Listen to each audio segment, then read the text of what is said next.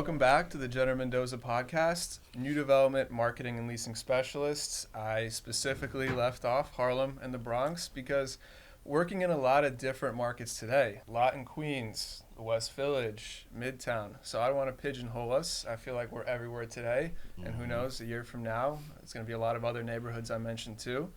As always, I'm joined by the M to my J, What's Mr. going Mendoza. The perpetually ever late Sebastian Orellis, 20 minutes late today. I was on time today. Always late. You gave me a 20-minute grace period. I was here within the grace You period. were on Sebastian time. And two other soldiers from the Jener-Mendoza team, Cade Bencivenga and Paul Adams. Wanted to bring you guys on today to hear about your stories, learn a bit about your backgrounds, how you got into the business, and really for our viewers, we're at a point in time where we're very much expanding as a team. We have a lot of new projects, not enough agents, so we want to provide that perspective as far as like from a newer agent's standpoint. What's the market like today? How'd you get into the business? Why did you get into the business? That's and the real more question. so like, how is it working with us? And you guys don't need a filter. You can talk all the shit you want. Yeah, I need your honest opinion on We'll cut it out if it's been. really bad. You know? Right. So, But, to jump into that a little bit more, I want you guys kind of take the floor, tell us about yourselves. But, for maybe someone considering to get into the business, like what should they know? How does our model differ from, let's say, being a solo agent or working for one of those traditional teams at another company? Like, what makes us different, and why is working with us both great but also hell? And then just, also maybe an agent who is already at another company but looking to make that switch, work more on the landlord side. Really, what's different about working on the landlord side versus the tenant side, since 99% of our business on the landlord side? But to jump into it, I'll go to my right, Paul Adams. We I'd say met maybe 2 years ago, really started working a year ago together. Initially, we kind of got into working together in the Bronx on some new developments. Again, not the greatest projects for a lot of reasons outside of our control. But you got your feet wet on the new dev side, and now we're working on West Village portfolios, Midtown, Upper East Side, Harlem, kind of all over the place. But, tell us about yourself and why you're doing this. Yeah. Honestly, real estate just kind of fell in my lap. It was more of a. Said that. Huh? What happened? We all said that. Yeah. I thought you said Drake said that. I was about to say, bro, we didn't make it not 2 minutes into the thing, and you started it. For the record, Paul doesn't like Drake. Yeah, big Kendrick fan here. Yes, sir. Real estate fell into my lap. Like nearing the end of the pandemic. I wasn't working for a while, but I had also been bouncing around between a lot of different careers since the end of college. Graduated with like a degree in biology and did nothing with biology. So I was just kind of bouncing around. Damn, you got a degree in biology? Yeah. Biologist? Damn, that's the smartest guy. You're too smart to be here. No, listen. Let me tell you right now. Let me tell you right now. I got the degree, but it wasn't without a whole lot of just like pain and struggling. Like OD biology is not easy, and I did not graduate with that good of a grade. Bro, so C's get degrees, dog. So yeah. I mean, like the pandemic came around. I was working at a photography studio for a year prior to the pandemic. The studio closed down because obviously we have a lot of people coming in and out of that place. It's closed down for the pandemic. I was out of work for like a year, maybe a year and a half, maybe even longer. I don't know how that whole time period just kind of blends together. Has the pandemic ended? Like, I don't know, bro. It's still 2 years ago, right? But yeah, I just decided one day to just like, let me just take this test. I might as well just get the license. Even if I don't do anything with it, I have it. Finished, the course and took the final within like that month and a half and have my license. You passed the test on the first try? Yeah. First try. No studying A either. lot of people do. Yeah, it's not that difficult. I'm not going to hold you. I definitely did. Yeah, 100%. I've taken it, How many times you had to take it? Why are you saying? Well, I've taken the test 3 times because I let my license expire one time. So way back in the day. Okay. So you let your Way back in the day. one time, and you had it one time. So that means you took the test. Wouldn't you only have to take it twice? We'll give the floor back to Paul. But yeah, like I was at a spot called Spiral New York, a much smaller brokerage, like pretty much just starting out. We were working in a WeWorks office. And then right after I left, actually, they had just switched over to getting an actual office. But I left maybe like 3 months in. And then I spent a couple months, maybe 2 months, looking for a different brokerage, and that's when I fell into Real. Cut that. Fell into is a good way to put it. All right. Yeah, a different brokerage that we will not talk about. Yeah, that's where I was sitting right in front of Mike that entire time that I was there. I was there for what, 2.5? That's when maybe you 3 originally years? started. So like when you guys, I thought you had moved there. So when you first came in, you guys were sitting literally across from each other, like that? right directly. Yeah, I was Chelsea sitting right office. directly Yeah. in front of him. That's hilarious. And just coincidentally, like I don't know, we just started, small conversation here and there. I saw that he had a lot of listings, and like I'm sure we'll get into this at some point, but over time I started to realize like, hey, the client side kind of sucks. I'm trying to get into the landlord side, so that's when I started reaching out to him a little bit more. Just kind of snowballed from there for the most part. Was there something else that you asked after? No, I mean, that sums it up. yeah, I mean, yeah, like yeah. I hit you up too because Yeah. you're the only person that showed up every single day. Was in there in the morning till late. Mike's classic. If you're not in the that's office, important. Yeah, that's Mike's Yeah. slogan. Like, if you're not in the office, then you're not working. Yes, sir. You're never coming to the office. That's why me and him got off to a really bad start at one point. There was like one summer, he's like, bro, you're never here. I'm like, yeah, because I'm going straight to the showing. Right. Yeah. Straight to my first client. Yeah. He's like, that doesn't work like that. We're not going to get into that, but But I guess yeah. so. I mean, I touched on like Bronx. It's not about the Bronx. It's more about the new dev. Yeah, working on yeah. some new dev on site leasing. Yeah. I guess like what markets are you active in today, and like future wise, like in the next 12 Yeah. months, like what markets are you trying to really break into? Yeah, I'm mostly working in Manhattan right now, doing some West Village stuff, a little bit of Uptown. I am in contact with a pretty small landlord, but in the Upper East Side, that's where I kind of started out in, which is why I try to, focus that area. Because I like the Upper East Side, and if you like it, you learn a lot of things about it. It's where I started out at, Real New York. Cut that. We're definitely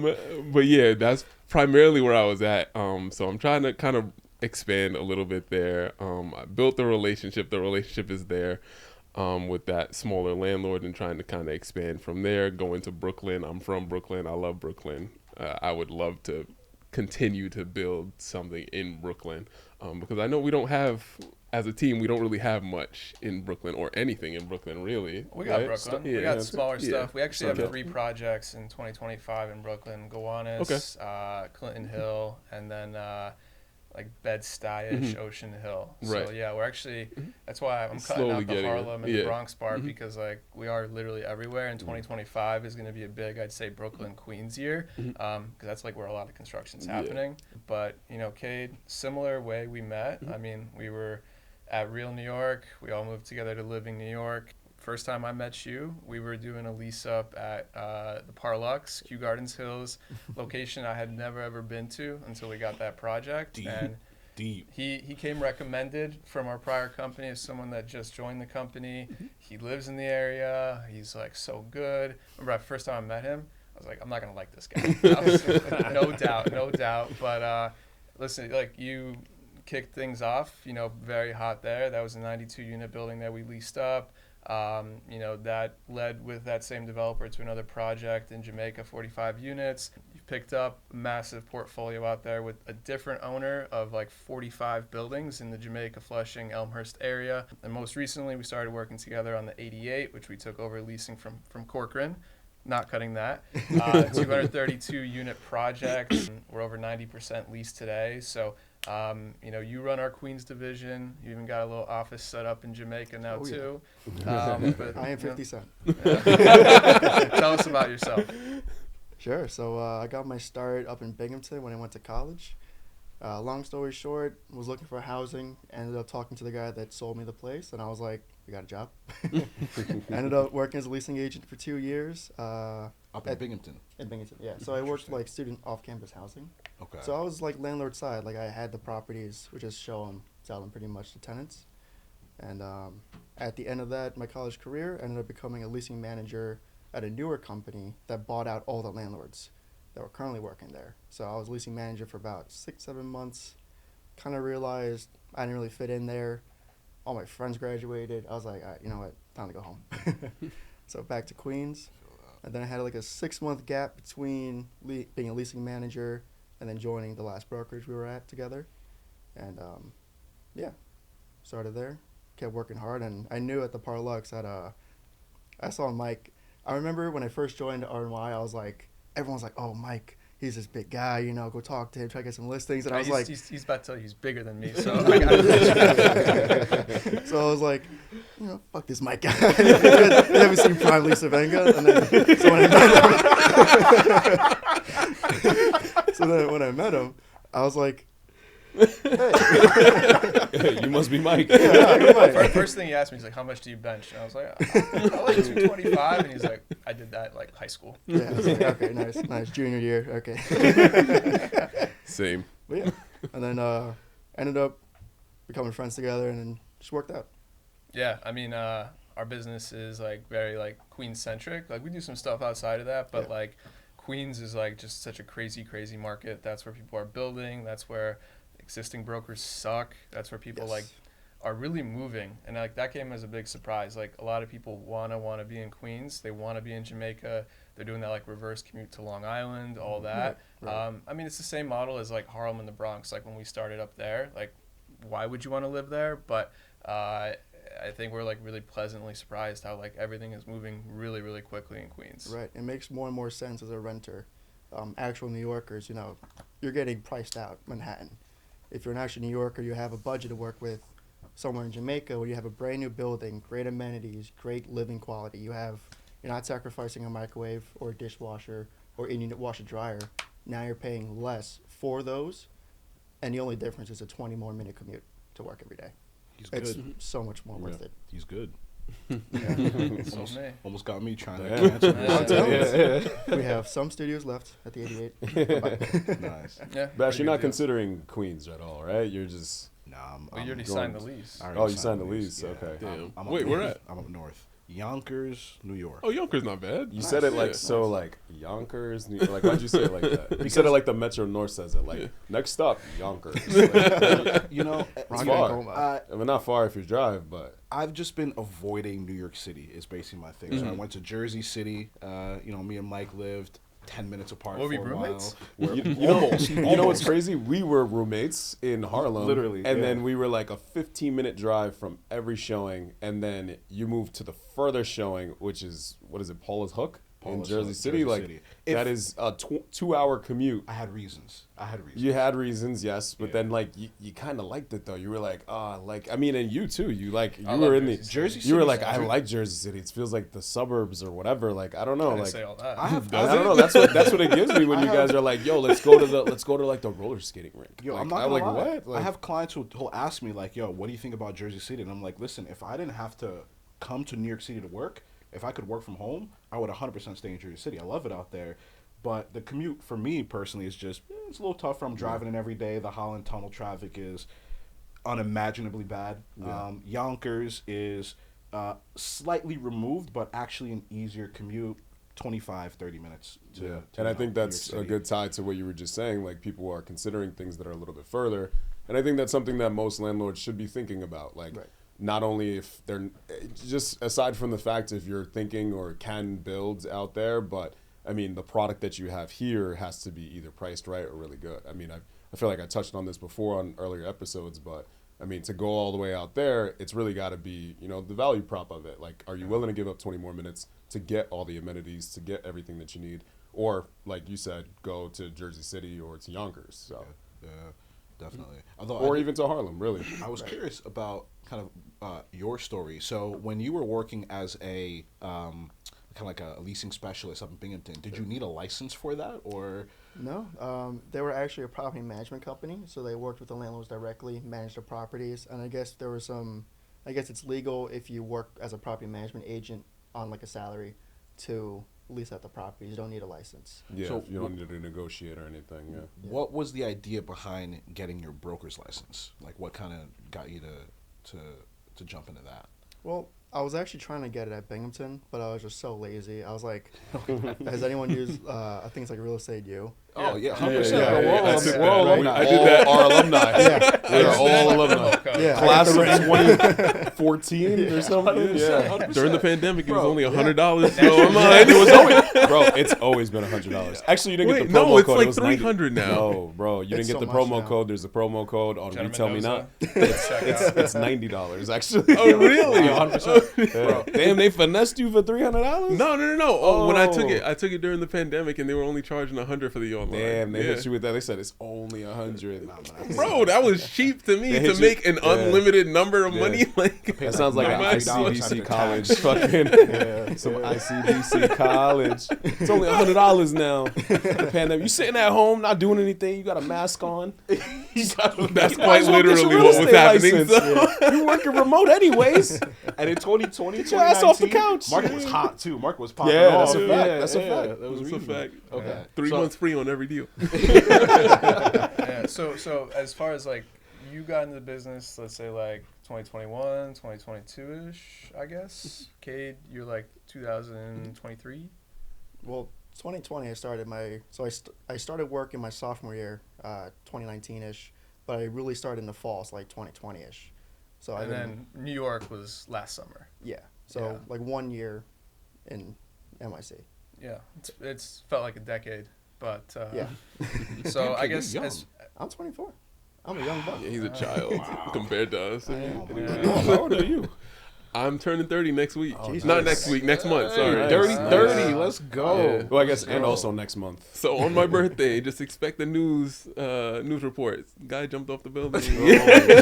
Wow, we got shake dark my real fast. Actually, cut that. Dude, Don't cut that. Don't cut that. Leave that. dude. Why did it get so dark I'm all of a not sudden? I trying was about to, to say bro. a happy early 30 birthday. is scary. 30 And he is scary, said, man. I'm not gonna gone. lie. I'm a it's scary. goner. It's scary. I 30 didn't, is I scary. didn't jump though. But, You notice how Yeah. Mike didn't react? He was just like, yeah, word safe. Been there before. You'll make it through. You'll make it through. but I mean, being a new agent anywhere is tough. Being a new agent in New York is like a whole nother animal. So I guess, word from the wise, like what would you, I guess, tell new agents about the business, what to expect in your first year? I mean, like me personally, from my perspective, when I started 2013, I was like going to my sophomore year at college. The game was different. Like it's nowhere near where it is today. Like, it was a lot But he easier talking to like start. Bill Russell, bro. Yeah, it was a lot game was easier. different back in my Yeah. day. He's been around for They that didn't dribble long. between Yeah. the legs back then. But no, let me People tell you, were a like, lot we- less athletic back then. Yeah. Played against the plumbers and the electricians. Yeah. There was no like technology, like literally like the websites that we use today. Street like, Easy didn't listing exist. Didn't exist. Yeah. So like it was way easier being a broker. There was like, the hard part about just everyone thinking you're a scammer because you found them on Craigslist. But I guess like from your guys' perspective, like what should new agents expect in that first 12 months? Apart from just eating ramen. Yeah, for real. Yeah, sure. I think it's gonna be tough starting off, especially with zero real estate experience. First thing I recommend to new agents, especially, is to find a mentor. I think it's so important you have someone you can talk to and rely on for accurate, up-to-date market information, someone to guide you. I'm not saying, beg for listings or ride on someone's coattails, but find someone like a partner who could help you, maybe has a couple of years of experience in the game. Definitely revolutionary. Even at Binghamton, I had a mentor, and he really taught me how to hustle, how to move different, and like take your wealth to the next level. Same with Mike here. Not saying I like used him for anything, but I used him. yeah, yes, he said go to work, go to show, go with the parlays. Kidding. Why aren't you there yet? But yeah, definitely. I know you want to say something. I know you want to say something. Say it. You should say it. Mike But it's definitely okay. had you handing out flyers. I did it. A different mentor did. Oh, I'm sure. Yes. Yeah. Rob. Yeah. Yes. Can we say his name? Surprised he Bro, hasn't called say you it. right now saying, "Why aren't you there?" Hey, Cade, can you do a tour 15 minutes ago? The Yeah. client's there. Client's waiting in the lobby right now. But yeah, find a mentor, do some work. Probably going to look work the like client side first because it's easier to go out on your own and find places for people. Still tough, but if you're trying to talk to like a landlord or something, they'll know in 2 seconds if you don't know anything about the business. Yeah. And I guess like Paul, you kind of did it more on your own. So like what's like year one look like for you? Oh, on the tenant yeah. side, I'm assuming.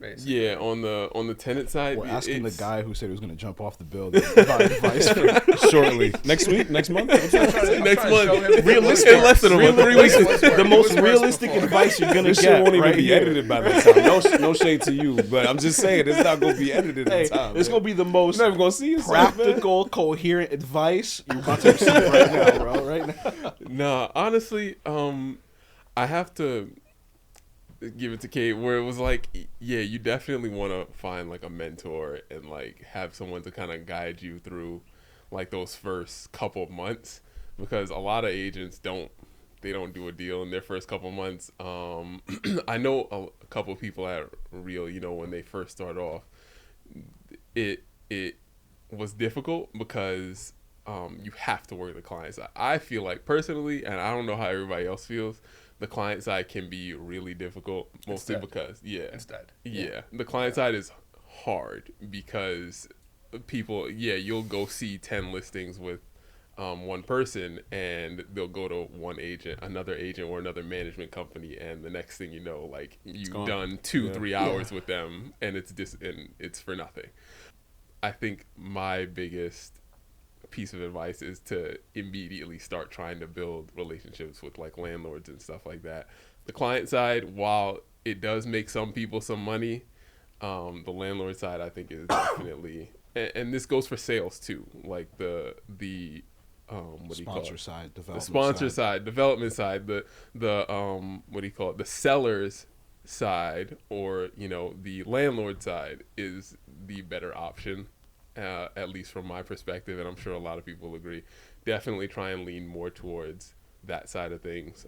Build relationships, learn the neighborhoods, figure out what's working so that you can advise your landlords / sellers / developers on what works best in this area.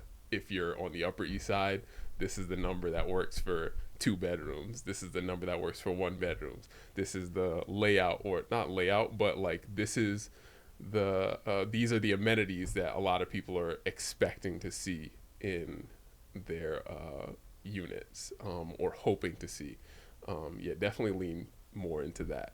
Yeah, I mean, I would agree that like I started on my own. I didn't have a mentor. I was not the right way to go about it. I was working tenant side for like 4 or 5 years. Like our past business on Dorm was totally tenant side. And year one in real estate by yourself, without listings, without someone to, you know, work under, it's just not going to happen. I think at that age, like, you know, I was like just way too like proud. I thought I was, you know, I watched $1 Million Listing. I can do this on my own. I don't need anybody's help. It's not like that at all. Like, thankfully, you know, you get 3, 4, 5 years under your belt and you can figure it out and you can build a business after that. But, you know, absolutely, I think you need the help of someone, whether it's a landlord, broker, mentor, whoever, to really build your business. Otherwise, you go through a lot of tough times. But you guys, like, what's some year one, I guess, tips or things to avoid that agents should know? You could go first.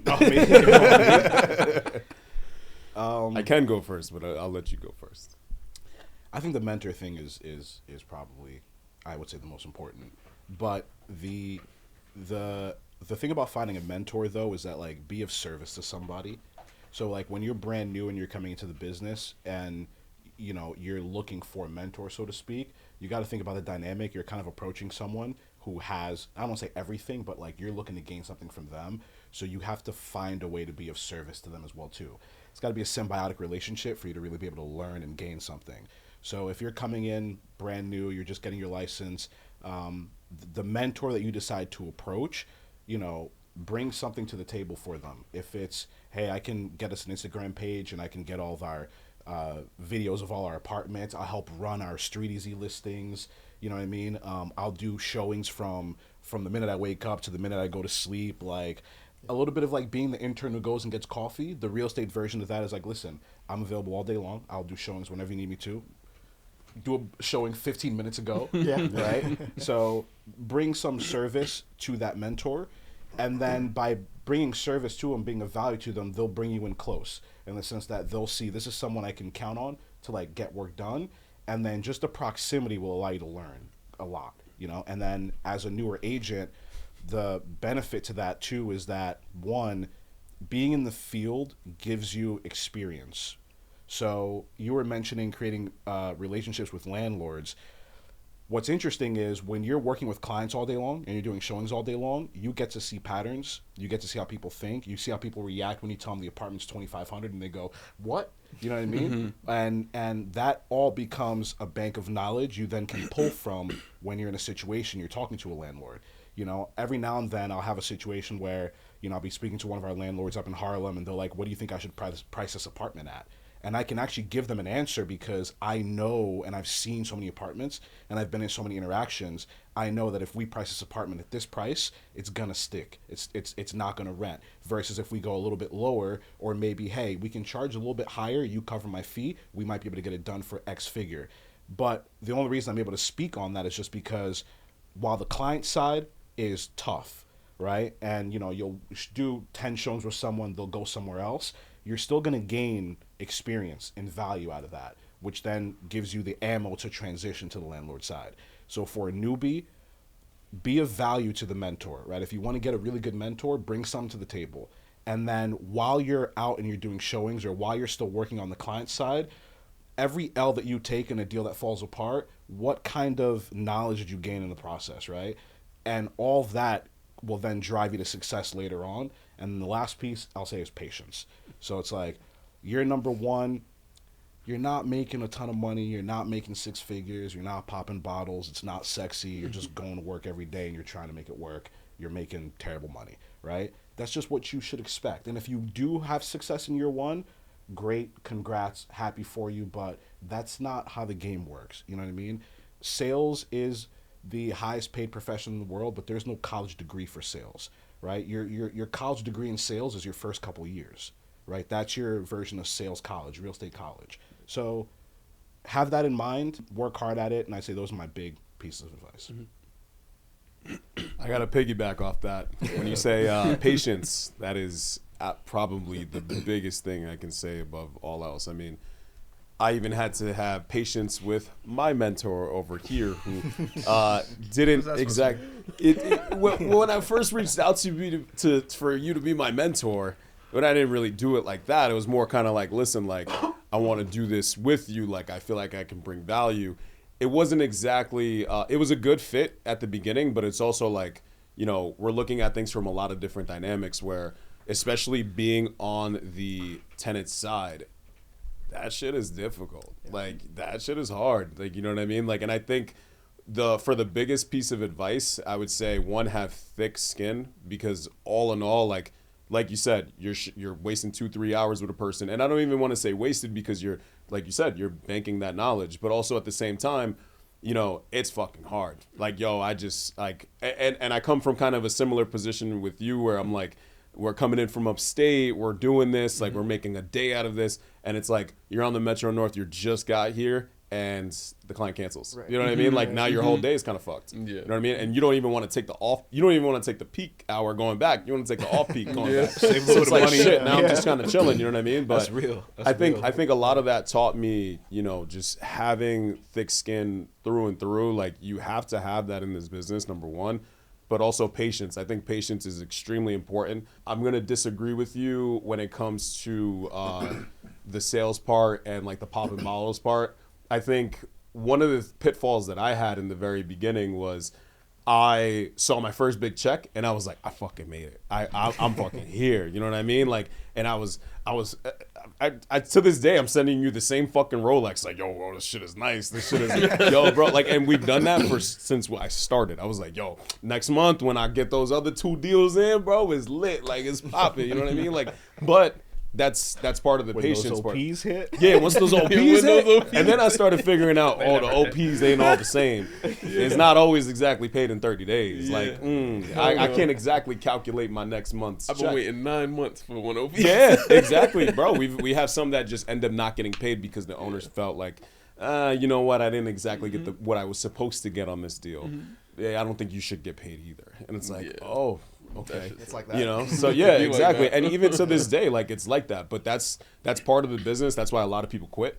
That's why a lot of people don't stick with it past year 2. Right. I mean, shit, past year 1 even. But I think for me, the number one piece of advice I can give to somebody that's starting out is having that patience, having a little bit of tenacity where you can go ahead and check your emotions at the door. Because the client that you're meeting today does not give a fuck about what happened earlier today. They don't care what happened yesterday. They don't care where you got stiffed on a deal. They don't care about the last person that canceled on you. They don't care about any of that shit. Right. They care about what they're getting right now. And I think the other part about it, when I say thick skin, is even when a person turns around and they're giving you that face, like, what? This isn't worth this and this. Like, this apartment is garbage. You know what I mean? And it's like, this is all you have to show me. Understanding that people have different expectations besides yourself because you have that knowledge, you go ahead and you have a lot of, I don't want to say like that ego on you, but you have that kind of feeling of like, yeah, but you don't understand this. But you have to go ahead and really get that knowledge first. Like you have no place in telling somebody like, listen, this is what you're getting for this and this budget, for this and this, you know, neighborhood, etc., without educating yourself first. One of the first things that he taught me was you got to understand the market. And you don't have to know the new thing that just popped up on market or the deal that just fell through or whatever it is that the MLS shows you and all that stuff. And this goes for even outside of New York City. You really have to understand what is it that makes this neighborhood what it is, what makes this price point what it is, what makes certain buildings have certain things.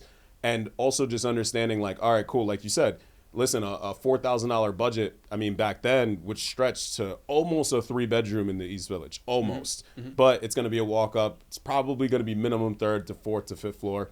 Probably not going to get washer, dryer, or laundry in the building. But understanding that helps you with your client overall, and understanding that you can never convince a person to take an apartment. It's all about you if they keep working with you or not. And sometimes you can't control it. Sometimes they just saw something better before you. That's really what it is. But all in all, you're never going to be able to, but you can really, really talk somebody out of it though. If you're not a people person, if you're a weirdo, if you know, and we've all met brokers like this, we've all met agents like this and people like this that literally like, yo, I like the apartment, but I got a weird feeling because this guy's being a little weird. You know what I mean? Little too much, or just being a jerk, or being, you know, uneducated in that. And even if you're not educated on exactly like, does this building have laundry and I don't even know?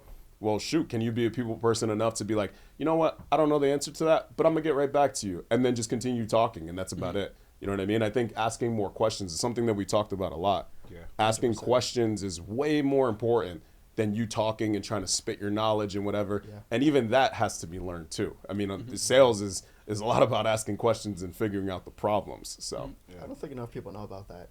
How question-based selling is just so effective. Yeah. Yeah, I mean, you save yourself a lot of time too. Oh yeah. You know what I mean? I've literally had a showing in my first year where I went ahead and I showed this person 10 places or whatever, and at the end of the tour, because I didn't ask the question, hey, have you seen a lot so far? Like, how are you feeling with your search so far? They didn't tell me that they signed a lease yesterday. Why the hell is you here right now? Why is you looking at places? Oh, seeing if I could get something a little bit better. You just signed a lease. You can't do that. Right. Like that's not even. Why are you here with me? I think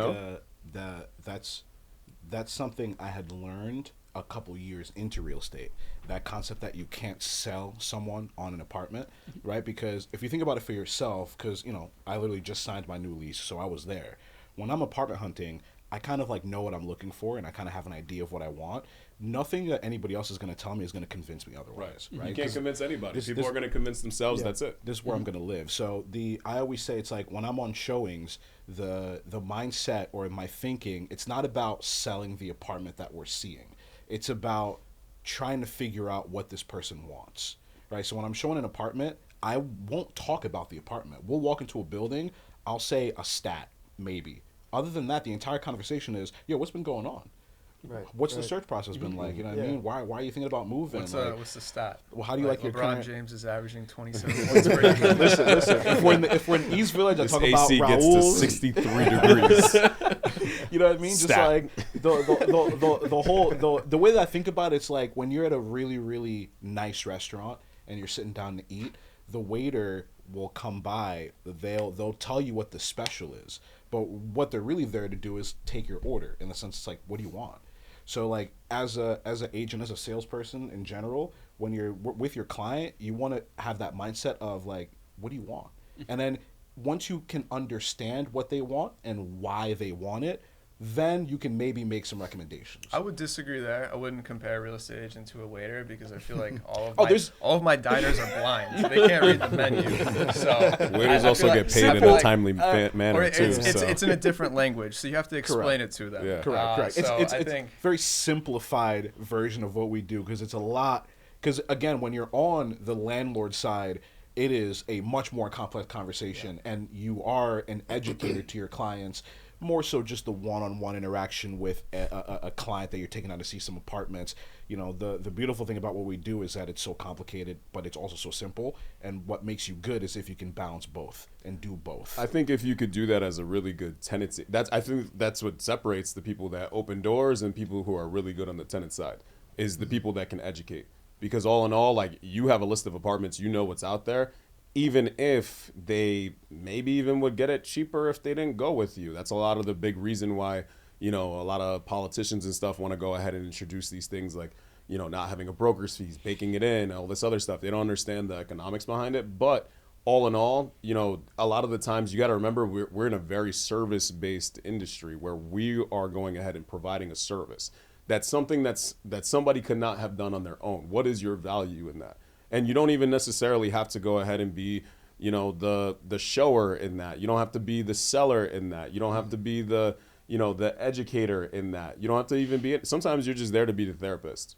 Like really that's what it is. Like sometimes you're the therapist, and that's okay. But if you could wear all those different hats, I think that you'll do very well, regardless if you're on the tenant side or the landlord side, especially on the landlord side when you represent different landlords. And I think this is something that we talked about before, but a lot of landlords, you know, will go ahead and value the fact that you have other stuff in the neighborhood, because at the end of the day, one building is not the same as the other. You have somebody at one building, well, shoot, if you don't have access or represent or have a way to get into this other place, you can never bring them a deal. So all in all, just being able to go ahead and have that knowledge of, one, what's out there, but also two, like really understanding where you are neighborhood wise. Like you said, you understand Queens extremely well. You understand the Upper East Side very well. You understand what's there, what's possible, and you understand, like, is this person even a right fit for this neighborhood? And do I have anything else that I can provide them in my service, in my own arms, that I can go ahead and be able to give them at that too? And that's the only way to really get paid, especially in your first year. I think understanding that is extremely tough because it's sales. You know what I mean? It's sales. It literally, the word is sell. To go ahead and sell somebody something. How do you do this? Sell me this pen, all this other stuff. I mean, I know you and I have different ideas on what it comes to, like the courses and the philosophies and et cetera. But I think that honestly, there's no better teacher than experience. But the only thing that's second best to that is somebody else's experience. Finding a mentor, finding a team that works well.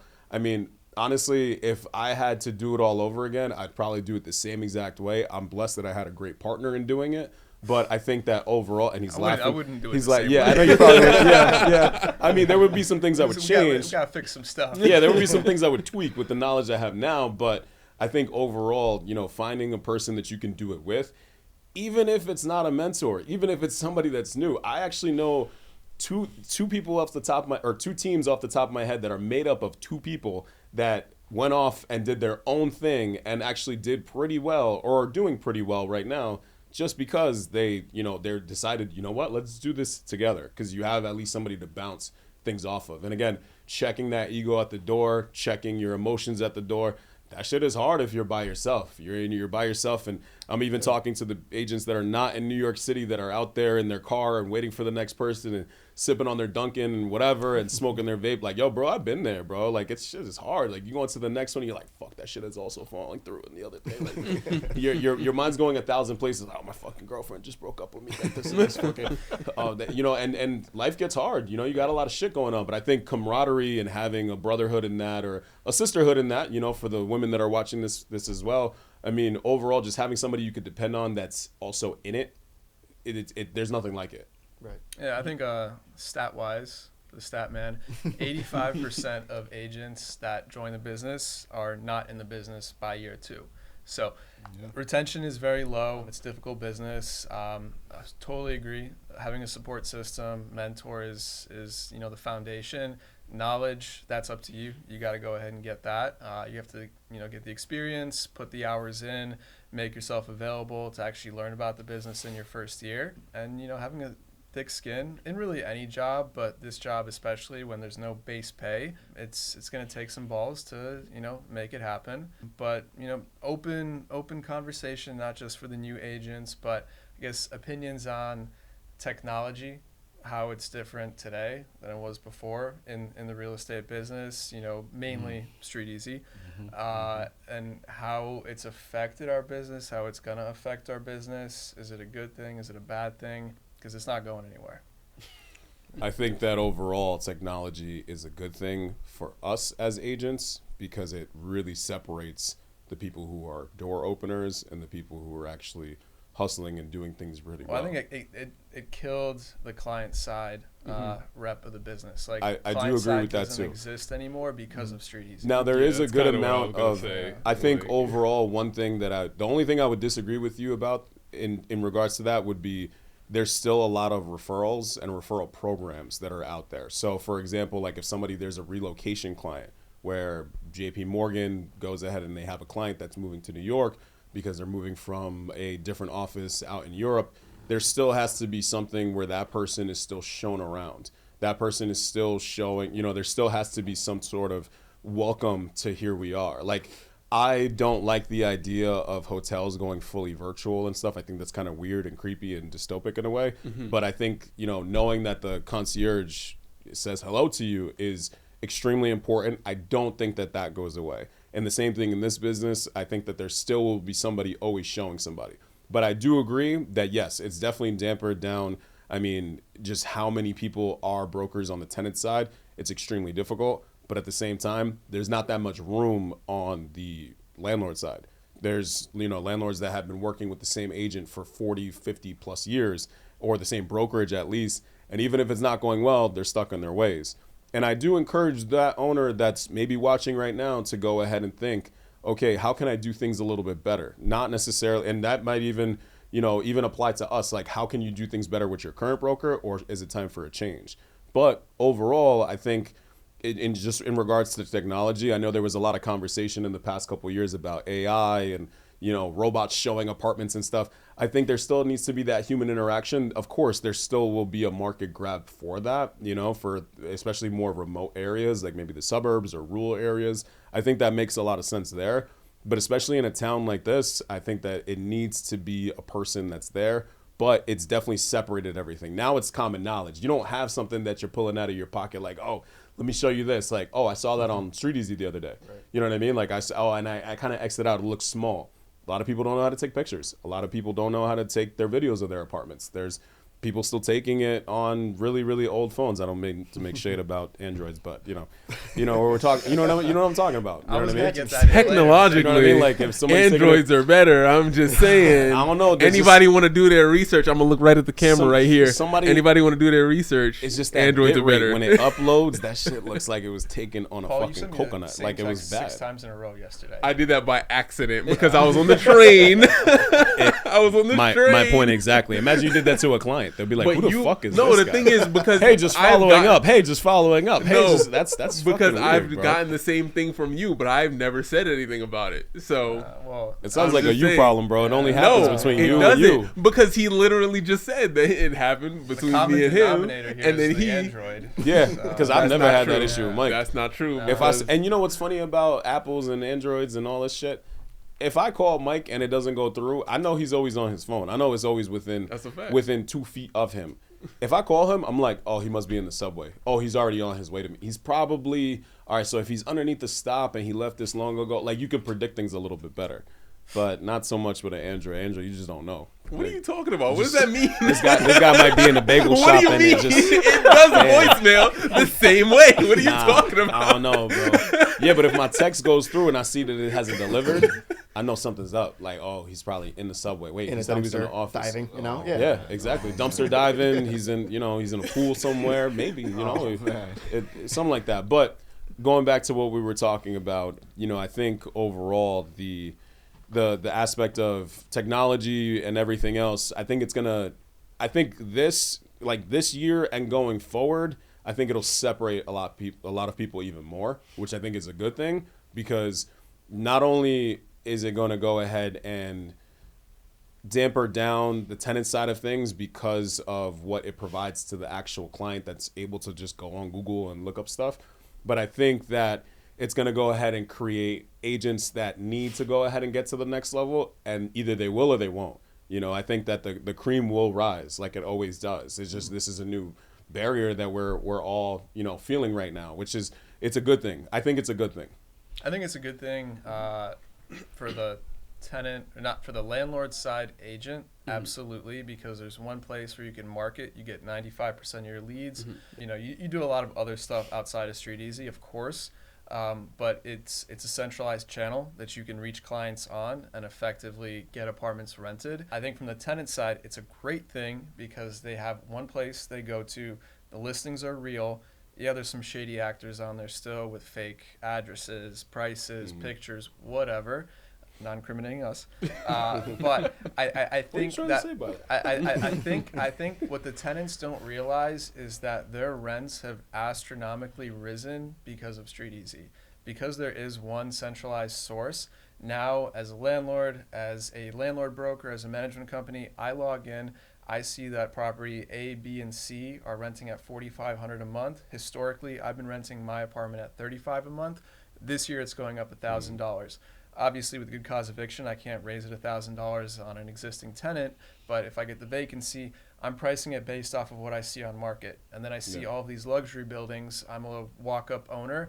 I know that I can price like 5% underneath their prices, and I'll get it because I'll be the cheapest one in the area. I can compete with their prices for the person that won't pay top dollar. So I think, tenants, there's a lot of transparency that's been built over the years.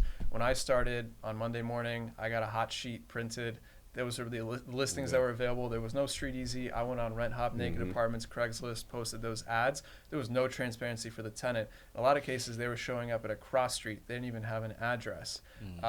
So it was easier for brokers, I think, if they wanted to hustle back in that time period, because nobody knew who the owner was, who the exclusive agent was, who the management was, and you could rip fees on no-fee listings. So, there's a great thing that, has come of this for tenants, but tenants don't understand that it's come at a price. It's come at a transparent marketplace where landlords can now see how high can I take that rent. Yeah. I think you guys make really good points, so I don't have a ton to add, but technology is inevitable. Right? It's kind of just like the way that the world works, the way that our lives work. You're not really going to fight technology. My mindset as an agent is what does the customer like doing? Right? What does the consumer enjoy? Because whatever they're going to go along with, I have to mimic and then kind of cater to that. So, all the technology that's kind of coming to the real estate industry, while it can be kind of scary, it disrupts the existing way that we do business. The nice thing about it is that you basically understand exactly what the customer wants or how they want to conduct business, and then your only job is, how do I align myself with that, right? How do I make it as frictionless as possible, so that way the technology is not a hindrance to me, but more so how can it help me? Because if all of our clients are going to go use one service, if all of our clients are going to use one platform, okay, well, that's the place I need to then be at. Just like if Instagram ads are doing really, really well, I should probably be running Instagram ads. When Facebook was really, really hot, I should probably be doing Facebook ads. If all of our customer base and client base is then going to go Street Easy is where we want to find apartments, where we want to look for apartments, then our job as agents is, well, how do we work this out and figure it out so it works to our benefit? So I never want to get caught up in is this good, is this bad? It's inevitable, right? So what is the market going to do? And then how do we follow along with the market? And then the agents that follow along with the market the best, or are open to adapting and switching how they do things, ultimately will be better off in the long run, because you're not going to fight against technology. You're not going to fight against the iPhone. You know, you weren't going to fight against computers in the 2000s. It's just kind of like, All yo, those. Get out of here. What a layup. Wait till I get That was wait a till I layup. get the latest Android, That was man. Watch. yo. You won't even know. Still not gonna get his message. Watch. Actually, hold on. Because I want to talk. I want to. I used to have an Android too. Like I do got a What, soft like spot. 25 years ago? It feels like when I had a LeBron soft was on the spot. commercials, I had the Samsung. I had a soft spot in my heart for Androids. I was the biggest LG supporter in the world. Bro. There's a lot of like Bro. customization Yeah. and stuff, but like now I Let's just get off just the topic. can't. Let's get off Like the the topic, 'cause skins. y'all are stuck in Is your that what they ways. used to call it? That right? Is The it? skins. Oh, Like we you make listened a to the market, you make bro. a They theme. saw No, the it's green called a theme. messages and was just You would like, make a ew. theme. Anyway, Paul still first at of all, partners.com. iMessage is technically not too far off from WhatsApp, which is why 100%. which is why it works the way that it works. 100%. But like, Like, but Yeah, like you can download that too. like, I'm not talking to you on WhatsApp. when I get the bro, green you here. text, I'm just like, ew. Yeah. If that's Brother, really the way you're about ew. to judge somebody, that's crazy. Brother, ew. It's not me. I don't You make see how my these crazy God. this Department is? of State Going has back to checked the you I out. don't dystopian shit. I don't make these That's rules. crazy. Bro. That's insane to judge somebody off I don't that. make these rules, but Listen, what's working? If all in all, if you meet somebody at the bar or whatever, right? Years ago when you were in your bar age or whatever, you go to the bar. And you get call a- us old, bro? and she get a- no, I'm just saying, like, you know, you go when you was going, right? And you go and you're like, oh, like, the shorty, she fine or whatever, right? And you go ahead and you approach her, oh, you get the digits and shit. You get a green going back. You're She's like, an international student. Personally, Oh my personally for me, Possibly. personally for me, it Nah, makes no difference. probably- There's no probably- It makes no way difference y'all to were me. That- actually doing It really No, makes no no, difference probably- to me, probably- personally for me, it doesn't make any difference. That's Oh, not. fair, but fair. but For me, I would be like, that's crazy. I really wasn't seeing shit straight. That's crazy. That's insane. That As a iPhone, former- that iPhone did look a little funny. as I'm a not gonna former lie. Android user, I've got no judgment in my game. But you know, being as that like Yeah, we had to fight to get you over to the side too. had to fight. Had But to fight. you feel better now? I feel the same. It doesn't matter to me. This guy. It doesn't matter. Technology's to me. inevitable. Bro, it's Like inevitable. said. Just all I'm doing is just following where the market says to go. I'll follow. Oh, you're a follower. I follow the market 100%. Bet. I'm the biggest subscriber to the That's market. what I about- talk about when I say sheep. Y'all sheep. To the All of you. market, to the market. All of you are sheep. bro. Consumer expectations, I think, have vastly changed, and obviously, you know, from the agent's perspective, you have to deal with it every single day. Like, you know, prior to even showing up to a showing, like, you already know, like, if this client inquired on 101 McCombs, I'm going to show them 2600 7th Avenue. I'm going to try to show them this because you have an understanding of that person obviously liked a luxury feel. They like being in Central Harlem. You start gauging, you know, what they're looking for, whether you're right or not. But what are you guys seeing as far as like consumer expectations today? Like, what are they expecting when they walk into units? Are they totally out of whack because now the tenant is doing their entire search without the help of a tenant's agent on StreetEasy, and they're a real estate professional. They know what they want. They know what they're going to get. Do you feel like expectations are just through the roof, unrealistic, and really hard to deal with as an agent today? There's two things I see. There's a little bit of delusion, but it depends on how early in their search process they are, right? If they've just started looking at apartments, if this is the first apartment they've seen, there's sometimes a little delusion, right? Because they might be expecting a lot more than what they're realistically going to get, Especially if they're new to New York. Especially if they're new to New York. I was just about to say the out-of-state people come in and they're like 4,000 for 300 square feet. What? I can in get the a Lower mortgage, East Side. This and this in the middle of Idaho, and it's like, yeah, but you won't get dollar pizza on the corner. That's, Yep. that's the And you know, problem. Exactly. before technology came into place, they would have already worked with an agent who would have helped them set an expectation of like, this isn't Houston. You're not going to get 2,000 square feet. You know what I mean? So there's a little bit of delusion on the front end when someone's new, when they've just kind of gotten the process or they're new to town. So that's kind of one thing I've observed. The second thing I've seen though is that for those who aren't as delusional, so to speak, but those who are like, they kind of understand the expectation, they kind of know what they're walking into. The biggest thing I'm seeing is they want to see if it looks like the pictures. It's the craziest thing in the world. They walk in and if your apartment looks like it does in the pictures, I'm spilling the sauce right now. Your credibility goes through the roof. Yeah, I'll be telling people like, yo, yeah, we do it like that on purpose. I don't know shit about fuck when it comes to what the fuck angle, this, that, the third. Like, I try, but when a person tells me that oh my God, this is the first place that actually looks like the pictures, I'm like, yeah, you know, like, Real talk. They look at you like, oh my God, But transparency they is know key. what they're doing, right? Yeah. And here's the best part. Now I'm really spilling the sauce. Here's the best part. If it's, we'll have a situation where it's like, this is a tenant occupied unit. We don't have professional pics yet. We're using maybe stock images. They walk in, I'll crack the joke. Doesn't look like the pictures, does it? Right? And then like, you just take the air out of the room. Like, we all know what's going on, but then it gives you a chance to be like, it's because it's occupied. We don't have professional pictures up, but we want to make sure we get things to market as soon as possible to do right by our clients, the building owners. And then it leads into perfect conversation. What were you hoping for, though? What were you expecting? What made you click on the ad? I think a lot of agents stop right there. They're like, you know what? Oh my God, it doesn't look like the photos, and they start sweating. I was that guy. You know what I mean? I felt like, oh shit, like this isn't the texting Mike. Oh fuck, this doesn't even fucking. There have been several occasions. Bro, there's no fucking dishwasher, bro. Several occasions Bro, where I've hit up Mike. There's no like, motherfucking this microwave, don't look bro. like the pictures, bro. Does this come with a mic? Are they gonna install new floors, bro? This shit is brown. This shit's supposed to be gray, bro. Fuck. Yeah, and it makes a lot of people sweat. You know what I mean? And I think that's again part of being a people person. Like, can you make the joke? Can you go ahead and talk them through it? Because shit, this is the first time you and I are seeing the apartment. We both knew we seen this shit together. We want to be roommates like this shit. This shit new to me. If it's that kind of listing where it's like, we're just bringing it to market. It's still occupied by the current tenant. I haven't been able to go and vet the place just yet. Yeah, and people will respect that transparency, and because people want to feel like you're transparent, you're honest.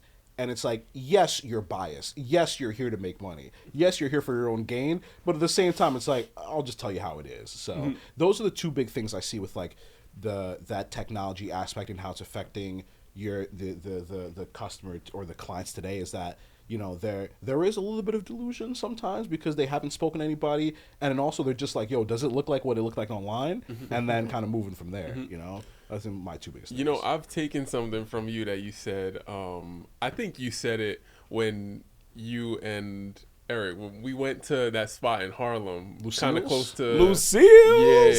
Yeah. Love that Went place. to that spot. I think it was Shout out this to time Lucille's. when For you real, said, for real. like, just tell them, like, if it's your first time and they ask you a question, just be like, oh yeah, no, it's my first time showing. We're gonna like figure this out like together. We're you doing said this something together, along those exactly lines. together. We're So doing this I've shit been together. using that. Like when I go to Yeah. buildings for the first time, I'm like, yeah, I've never been here, so like we're just gonna figure this We out. seeing I'm this gonna shit ask for the first questions time, if like- you have stuff that I've never or had, or if you're asking a question that I haven't been able to answer prior or I don't know, I'm gonna just tell you like, yeah, I'll ask Mike. You reached out to Mike, I'm gonna reach out to him in a little bit. I'm gonna text him. Usually I'll send him a text. I send him like 800 texts a day. I feel I like get about anyways. 400. Have those Like, yo, with- Mike, what the fuck? Especially recently with keys and shit like that. Recently has just been a shit show. But yeah, like that piece of advice has been like pretty crucial for me. Like just being straight up. Usually I'm very straight up with people in general, and I tell them like, hey, this is expensive for what you're gonna get, but like, and specifically situations where I've never been to a building, like I'm very straightforward about it. I tell people like, hey, I've never been here, so just let me know if you have any questions. I'll circle back with you. I think the worst piece of sales advice is act like you've been here before. Yeah, no. Be honest with you. Like honestly, like yes, you should act like a professional, but yeah, if you're gonna say like, oh yeah, there's a pool and there's no fucking pool, you're gonna be Right. fucked. You know You what I gotta mean? be Like, super real with people. you gotta be super yeah. real, and that's what it is. Like a lot of there's a agents don't know how dishwasher. to do that. What'd you say? I think there's a dishwasher. At the end of the day, it's a good problem to have. We have so many listings. So many fucking listings, bro. I'm not gonna see all 2,000 apartments in our portfolio. Sometimes there's a unit that I've been working with this owner for 4 years. That tenant's been living there for 5. I've never seen that apartment. I have no idea what it looks like. I have no idea the condition. But so it's like just being honest with and transparent with that client, it gets you so much further along. And it's like, yo, it's a good problem. And sometimes I'll even say that to people too. It's like, yo, we represent a lot of buildings, so every now and then there's an apartment I just never peeked at just yet. You know what I mean? And again, it then gives you the opportunity to then be like, hey, if this doesn't suit your fancy, this owner owns 4 buildings in this neighborhood. What's your criteria? What did you really want to have? What's your expectations? So it all kind of comes back to the questions, right? And the conversations. But yeah, for sure. But that's a good one. I love that. Yeah. I love it when someone asks me a question. I'm just like, big dog, I have don't no know. idea. I'm gonna get right back to you, I though. have I'm no gonna figure it out and get back to you. You know as much as me, man. Shit, you tell me, dude. I'm just here opening the door. I don't fucking know. I don't know what the ad said. Parking? Yeah, right. The ad said that there's. Let me pull up some here. The ad said there's supposed to be a dishwasher. I specifically pull up ads prior to the listing. That way I can refer back to them just in case. Like, oh, yeah, if I don't know if laundry's in the building, I could just be like, yeah, hold on, give me a second. I'll tell you in 2 seconds. You said it was a dishwasher? Literally. There's a dishwasher. It's not here. Yeah. I don't know. No, when you move in. Let me ask. I'll wash your dishes. That's cool. That's cool with me. If you gonna sign today? You gonna sign? You gonna apply today? But it's a good problem to have. And then at the end of every day, what do? We go through the Street Easy refresh, make sure all the ads are up to date, pictures are up to date. When you finally get to see that spot, you take a video, you upload it on the ad. So I'm not saying that our ads are fire. So everything is mostly accurate. But every Not now and entirely, then, but something sure. slips through the cracks. You know what I mean? And But I think that's part of our, honestly, like if we're gonna give a pat ourselves on the back, like part of our elitism in terms of being a team, this specific team, we do a very good job of making sure the ads are accurate, pictures are accurate, videos are accurate, and that sounds so like baseline, but a lot of people don't do it. You know what I mean? Especially on new devs. New devs, there is. I can't tell you how many it's harder times to do. That's the thing. There's It's a lot of units. It's simple, but it's not easy to do. But I will never. I can't even like put a number on it on how many times people will be like, well, this apartment had a private rooftop, and it's like, no, you saw the rooftop, and it's like, oh, because I saw the stock photos, because I saw this, but they don't understand that it's stock. They think that it's one of one. So this is where I think that technology plays into like, oh my God, okay, this is the verified source. If the photo was there, that was there. It's like, man, there's not an attendant in your living room. That's the doorman. Like there's no gym on your next to your private deck. Like, no, you don't have a private gym. It's the stock photos. So I think it gives a little bit of an illusion of what should be done and what shouldn't be. But I think overall, like I said before, the cream's gonna rise. The agent that can go ahead and navigate that and make that apparent or just educate their client on it will make the most sense to keep going forward with.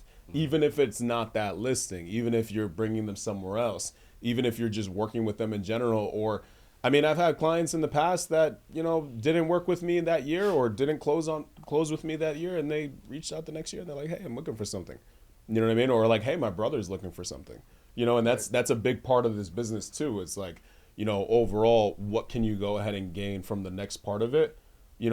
All in all, you don't want to think like that, just like whatever, like especially in your first year. Your first year, you're not thinking about your second year. You're not thinking about, am I going to be here next year? trying to survive. You're trying to survive right now. You know what I mean? Like shit, I'm doing this shit full time. Like I'm trying to make money and whatever. But I think it's hard because we all care about money. Anybody who's watching this cares about money. Money makes the world go around, regardless of what industry you're in. If you're a client, a broker, whatever, if you're an owner.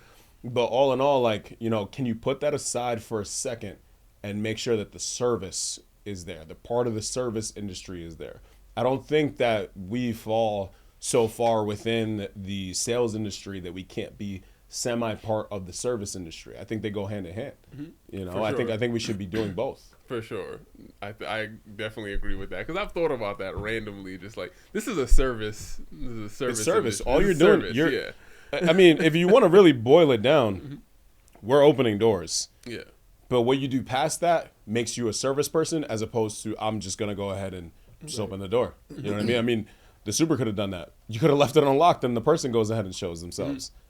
All in all, it's about service. How can you go ahead and provide the best service? So anybody that's watching this and thinks that, you know, that this is all like, you know, smoke and mirrors and whatever, like, listen, we've been on the tenant side a lot. We understand how the industry works. We also been on the landlord side a lot. We understand how that industry works. All in all, we understand this very through and through. I think the number one thing that you have to understand as a person that's a newcomer to the business is that you have to be available to be a service person. That's the only thing that's going to differentiate you from anything that, you know, there's people get hired as real estate agents all the time. I don't understand why also too that brokerages do interviews. What the fuck does that mean? I have my license. You need me, actually. You know what I mean? Like, you need me to pay your desk fee if you're in a brokerage like that. You need me to do that. There shouldn't be an interview, because all in all, what the fuck does that even mean? You know what I To mean? be fair, we had a good mentor, so we didn't interview. Well, Mike just brought me in. I've was never like, done I an interview. would like, totally disagree with you I because did an interview with this guy. Like he was gonna go ahead and take me regardless, because I was gonna make sure of that. Was he though? No. I was gonna make sure of that. I think Mike I was was gonna gonna make say- sure of I that. think There Mike was was gonna say nothing that something was gonna about I prevent met that. this guy. We met at Starbucks. I had my Hermes belt on, bro. yeah. You thought I was not Nah, gonna get hired, bro? he had- Hired? No, I'm partnering with you, bro. We doing this He had shit. the J. Crew vest on. Yes, sir. He had the checkered shirt. Yes, sir. And Also you were- from J. Crew. And you were also wearing glasses that day. Yes, sir. I don't need glasses. I got 20/20 vision. Yes, sir. I was doing all of that. Did he because have the beard? Oh yeah. It was a yeah. smaller beard beard was back it. then, but I was making sure I had even some fucking Clarks on, bro. I was doing this shit. But I was making sure that I was there because this is what I wanted to do. You know what I mean? Like, I knew that that's not really a thing in New York where you have to go ahead and like you have to be picked up by a certain. I mean, I knew that like the clusters of really good teams are going to be really good teams, and that's what they got. And that's about it. But overall, if you're a new agent watching this, like, you should understand that, like, you always need manpower. You always do. But what can you provide? Like you said before, be serviceable. What can you go ahead and do? But overall, you got to be teachable too. You got to be teachable. You have to be able to understand things that, you know, may go outside of your norm. You know what I mean? Like, you may not believe, and honestly, to this day, I still don't believe some of the prices that people pay to live in certain areas when they can get better value otherwhere else. But overall, that's not your job. Your job is to go ahead and make sure that the person feels comfortable, make sure that the person understands what they're doing, make sure that the person is educated on the process, and making sure that they're understanding all the options too. All in all, that's really all you can do. I'm feeling like starting a course. I'm not gonna lie. I don't want to go back. We're giving it out. We're giving it out, man. We're With giving the it out. whole value thing, that's kind of it blows me away what people are willing to spend sometimes. Yeah. I'm not gonna lie. I had a client the other day. They wanted to Especially- see an apartment, and it was a 2-bed, 2-bath, really no bigger than 800 square feet over on Fifth Ave. It was like a little less than $9K, and I'm like, you really want to spend that much right here? But I'm not gonna sit here and tell you what to do. I'm not gonna pocket check you like, yo, bro, you could get a Right. 5 houses, 5 lots in Queens. I'm not gonna tell you to do that. But overall, just the education of it, like, okay, this is where you want to be. Well, let me tell you everything that's here. You know what I mean? Let me go ahead and walk you through that process, and then we close, and that's it. Right. You know what I mean? Yeah. It is what it is. Yeah. They wanted to be in that neighborhood. They didn't want to be in Queens. They didn't, you know, as much more value as they would have gotten out there. Right. But there is the client that's out there, and I think that that's the majority of the market right now, that they're understanding, you know what? I got to get more value for my money, especially in New York. I got to get more value for my money. Where can I go to get it? Can I go to Queens? Can I go to Brooklyn? Can I go to Harlem? Can I go to the Bronx? Can I go ahead and we're not going to mention Staten Island because, you know, that's just Staten Island, Island. You know, it's shout a out to Staten wasteland. Island, all my Staten I'll be Island there friends. next But, year. Wasteland. you know, but all in all, like, listen, like, you're going to go ahead and be like, all right, well, what can I get in that value prop? But are you the agent that can go ahead and show them Midtown, but also show them Queens too? Because their commute is there. Can you do that? Yeah, touching on West Village and the Lower East Side recently, it, like I said, it just kind of blows me away what people are willing to spend. But I know that that's the market in the West Village and the Lower East Side. I know that. Like, working at 447, it's like you're willing to spend $9K on 600 square feet. Yeah. If you got the money for it, cool. Yeah. But like that's still a lot of money. And you it's know? kind of like the value, right? Like when people talk about like, oh, I can get a whatever in the middle of Ohio. Like, Yeah. okay, but you're not going to have this in this bar down the street. Right. You're not having, your Pilates studio, your wife's Pilates studio down the street. You're not doing that. You're not having that in the middle of Ohio. It's just not happening. Right. You know what I mean? Yeah, it's a formula. It has to add up to 100. Like you have to take in consideration the location that they want, the amenities the apartment offers, the price, and as long as the equation adds up, I mean, that's all that matters. And I think the price is the price. The price is, if we did this podcast 10 years from now, we'd be quoting, instead of 9,000, 16,000. Yeah. Like it's a number. It's irrespective as far as what the number is. It's more so what does that number compare to the person's salary, their future earnings, and what they're looking for at that given time. Number's a number. I don't mean it that way though. Boy, Winston was making the big bucks. Yeah, well, and again, like, and if someone wants to be in the West Village, that's Just gonna see a that's- big like fucking Black block, yeah. Yeah, no, Blur's whole that's face. really all it is.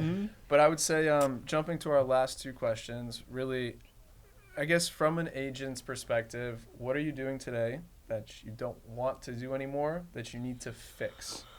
My whole life, but nah, someone else go first. I'm sticking out of this question.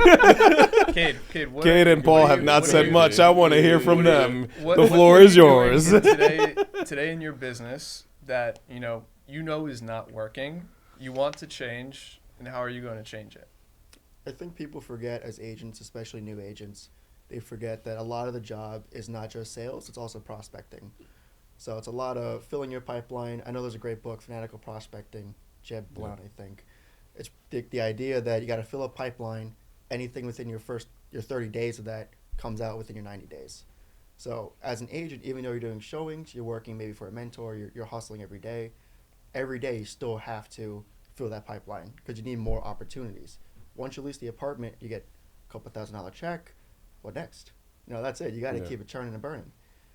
So I think the biggest thing that I need to change is just doing more of that, getting more consistent, and then finding really what works for me to prospect. I know Mike has a handful, an endless count of developers he could just talk to. He's in meetings all day. I'm not at that point.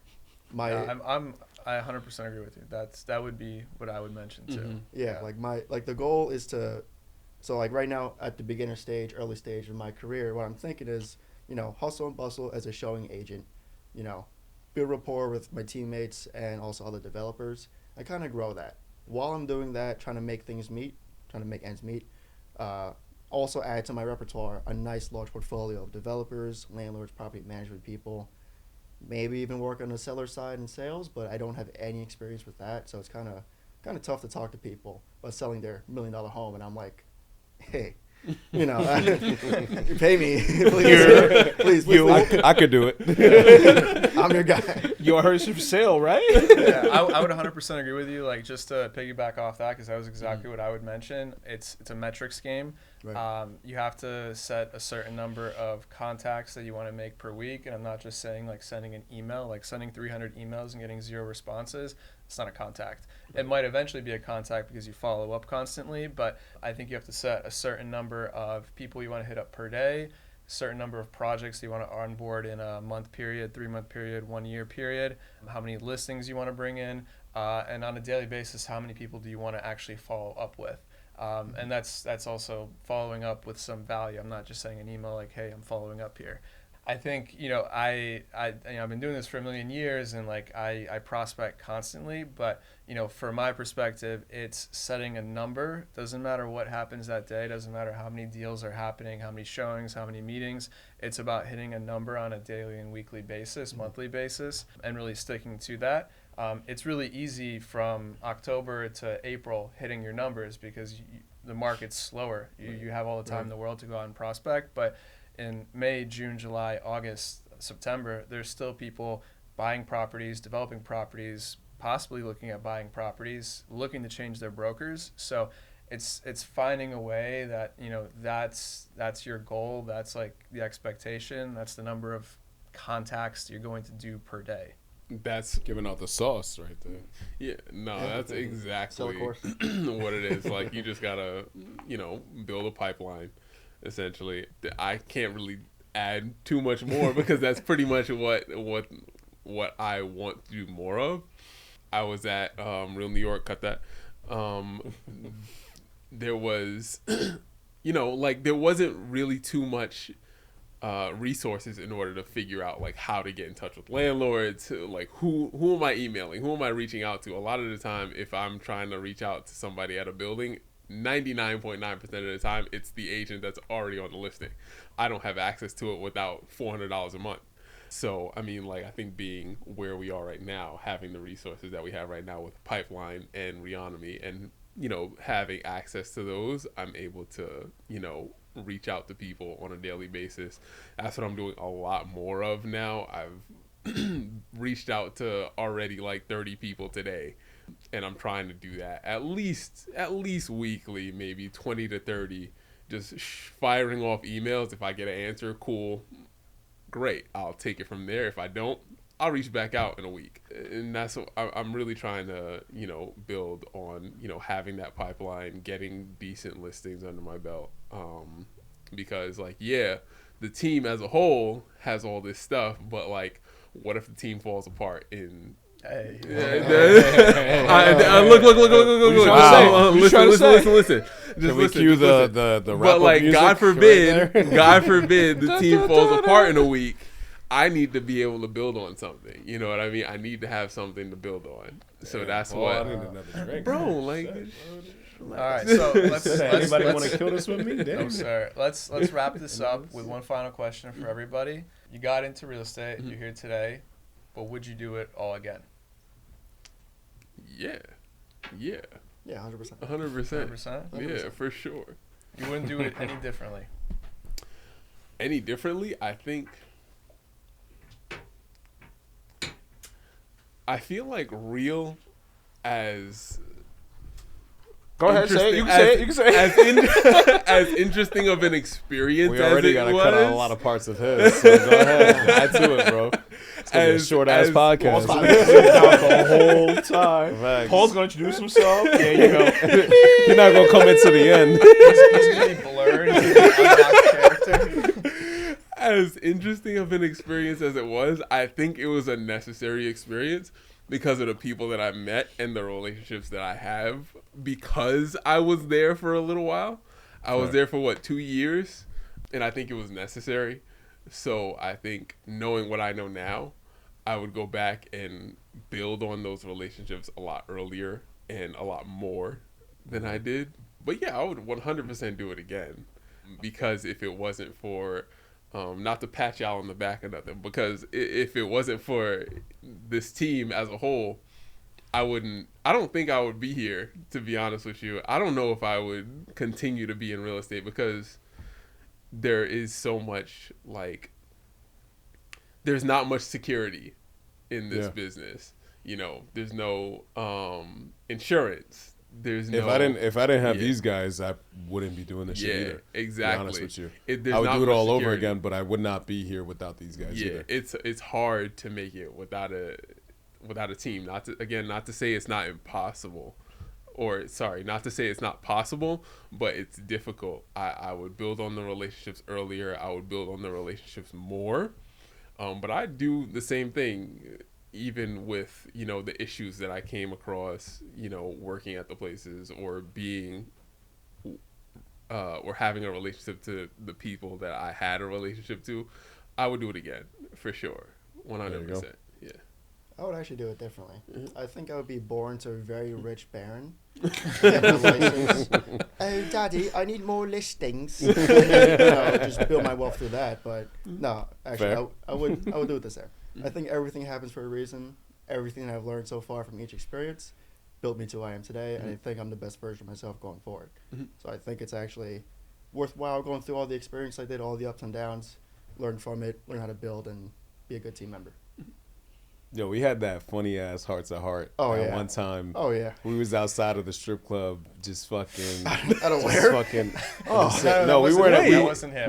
Just to be fair, we didn't go in the strip club. We No. literally went outside and we were eating. we happened to be outside of a strip club, but we were eating We halal just happened to food. be there. We were eating halal I remember food, this now. and Was we were just I was inside. I was inside Oh, okay, looking for them, talking about. Am I here by myself? Neither you nor I went in the strip club. We went to the fucking halal place, and we were like, "Yo, let's talk about life on the hood of my car." Like, Nah, but you left me in the strip club talking about I was here with some dudes. like, yo, bro. wait. I was So here with people. why I should remember. we? I'm like wait. in the section. Yo, why? I'm in I the even section, asked. I was yo, like, why are we where's- even here, bro? Let's like go to like a cigar lounge or something. Like, but I'm we talked inside, a lot bro. about this, and you know, a lot of the first year, you know, agents that are watching this really need to understand, like, you gotta find your why. And you and I discussed a lot. I'm not gonna talk about that right now, but you and I, we talked a lot about like, what's your why? Like, why the fuck? And I know that's like really big in sales. That's really big in a lot of shit, but overall, you got to find your why of why you're still going forward with this. Why'd you even start? You know what I mean? And you asked that before. Why'd you even start? Like, all in all, like, there's a lot of different reasons, and your reason is independent to you. But overall, I mean, you got to understand that, but really remember it. There's going to be a lot of hard shit that you go through, and the shitty ass days, and the days where there was no fruit, the days that there was nothing to be fucking done, the days that, you know, you felt bad about yourself, and oh my God, how the fuck is this even? You got to remember your why overall. And we talked about that a lot outside of, coincidentally, that strip club. So, Yeah. Moral of the story: go to strip clubs. go stand in the parking lot of a strip club and Don't be go like, inside. Don't go why are we inside. even here, bro? Like, why? And get the halal food. For Get sure. the chicken For over the sure. You rice, need it. combo over rice, the lamb, Dealing all on of that. yourself, trying to talk Yeah, to yeah, bro. And we talking, we just fucking, yo, and Leave we your just, friend inside though. You know. Let him yeah, sort so it at out. least there's a reason of like why you're in the parking lot, you know? You know, whatever's meant to happen always does, right? So for me, I don't think if I could go back, I'd do it exactly the same way.